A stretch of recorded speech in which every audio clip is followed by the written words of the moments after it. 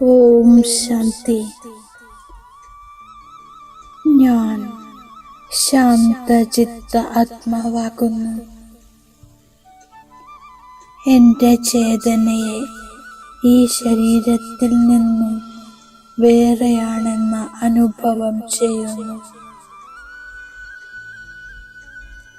ഞാൻ ഒരു പവിത്ര, ഉജ്ജ്വല, തേജസ്വി ചൈതന്യ ആത്മാവാണ്. കമലപുഷ്പം ചളിയിലാണെങ്കിലും ചളി പുരളാതെ വേറിട്ടിരിക്കുന്നു. അതുപോലെ നാലു ഭാഗത്തുമുള്ള പരിതസ്ഥിതികളും സംബന്ധങ്ങളും ഉത്തരവാദിത്വങ്ങളുമുണ്ടെങ്കിലും ഞാൻ അതിൻ്റെയൊക്കെ ഇടയിൽ വേറിട്ടിരിക്കുന്നു, നിർമ്മലമായിരിക്കുന്നു. ഞാൻ കമലപുഷ്പ സമാനം വേറിട്ടിരിക്കയാണ്.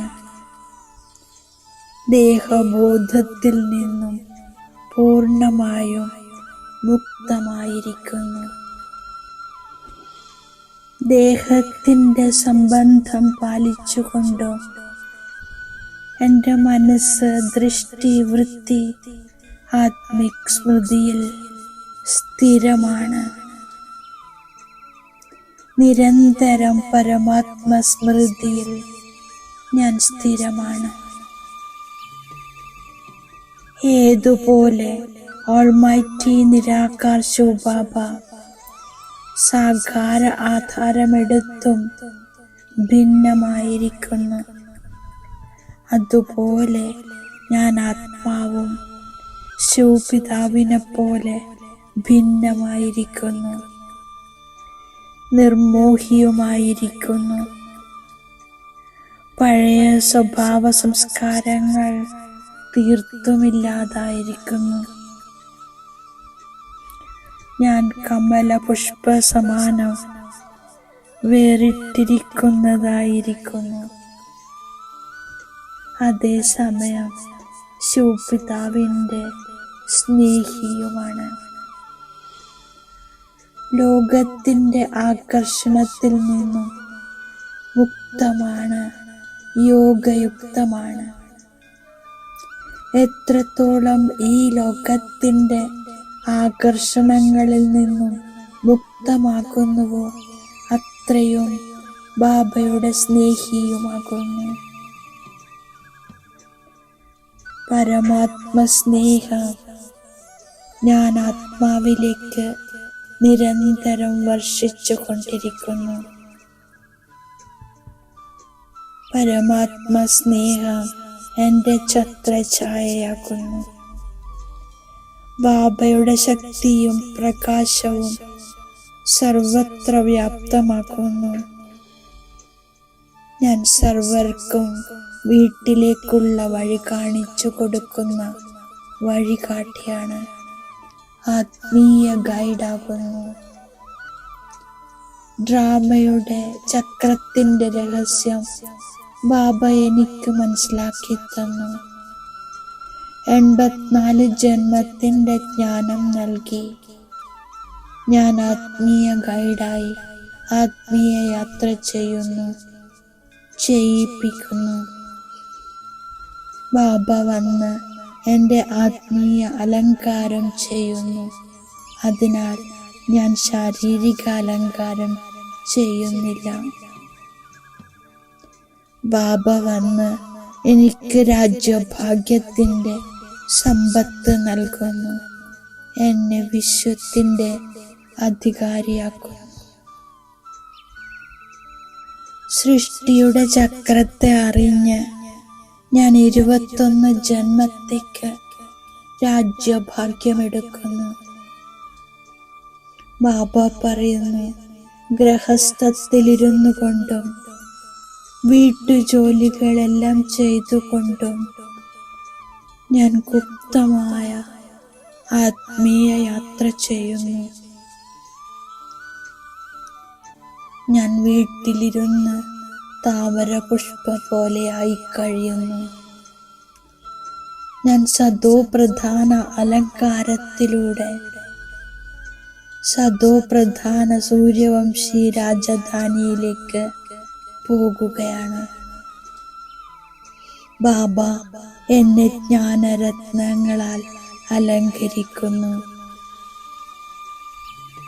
ബാബയുടെ മതമനുസരിച്ച് നടന്നാൽ ബാബ സ്വർഗത്തിന്റെ മഹാറാണിയാക്കി മാറ്റുന്നു. ഞാൻ സത്യമായ ബാബയുടെ സത്യമായ കുട്ടിയാണ്. ബാബയെ ഓർമ്മിച്ച് ഞാൻ കർമാതീത അവസ്ഥയെ പ്രാപിക്കുന്നു. മനുഷ്യർ തമ്മിൽ യുദ്ധം ചെയ്തുകൊണ്ടിരിക്കുന്നു. എന്നാൽ നമ്മൾ കുട്ടികൾ വിശ്വത്തിന്റെ ചക്രവർത്തി പദവി പ്രാപ്തി ചെയ്യുന്നു. ഞാൻ യോഗ ബലത്തിലൂടെ വിശ്വത്തിന്റെ അധികാരിയായി മാറുന്നു. ബാബയുടേതായതിനു ശേഷം പതിതരാകരുത്. എൻ്റെ ഈ ബ്രാഹ്മണ ജീവിതം ദേവതകളെക്കാളും ഉയർന്നതാണ്. എന്നെ സ്വർഗത്തിലേക്ക് കൊണ്ടുപോകുന്ന പതിമാരുടെയും പതിയായ ബാബയെ ലഭിച്ചു കഴിഞ്ഞു. ബാബ വന്ന് ഭാരതത്തിന്റെ മംഗളം ചെയ്യുന്നു. ബാബ എന്നെ സ്വർഗത്തിന്റെ മാലാഖയാക്കി മാറ്റുന്നു. ഞാൻ സത്യമായ ആത്മീയ വഴികാട്ടിയായി മാറി എല്ലാവർക്കും വീട്ടിലേക്കുള്ള വഴി പറഞ്ഞു കൊടുക്കുന്നു. ശരീര നിർവഹണാർത്ഥം ജോലി ചെയ്തുകൊണ്ട് ഓർമ്മയുടെ യാത്രയിൽ കഴിയണം. കാര്യവ്യവഹാരത്തിൽ ബുദ്ധിമുട്ട് അനുഭവപ്പെടരുത്. ജ്ഞാനത്താൽ അലങ്കരിച്ച് സ്വർഗത്തിന്റെ മാലാഖയായി മാറുന്നു. തമോ പ്രധാന ലോകത്തിൽ ശാരീരിക അലങ്കാരം ചെയ്യരുത്. കലിയുഗി ഫാഷൻ ഉപേക്ഷിക്കണം. ഞാൻ ബാബ തന്നിരിക്കുന്ന വരദാനത്തിന്റെ സ്വരൂപമാകുന്നു.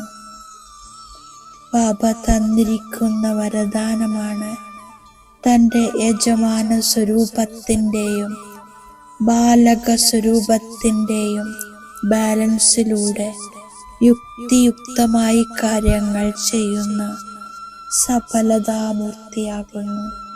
സേവനത്തിൽ ബാലകരൂപം, പുരുഷാർത്ഥത്തിൽ യജമാന സ്വരൂപം, സംബന്ധ സമ്പർക്കത്തിൽ ബാലക സ്വരൂപം, ഓർമ്മയുടെ യാത്രയിലും ജ്ഞാനമനനത്തിലും യജമാന സ്വരൂപം. ഇങ്ങനെയുള്ള ബാലൻസാണ് യുക്തിയുക്ത ജീവിതം. ഇതിലൂടെ ഏകരസമായിരിക്കും, സർവരുടെയും സ്നേഹിയുമാകുന്നു. ചിന്തയും കർമ്മവും സമാനമായവരെയാണ് വിൽപ്പവറുള്ള ശക്തിശാലി ആത്മാക്കൾ എന്ന് പറയുന്നത്. ഓം ശാന്തി.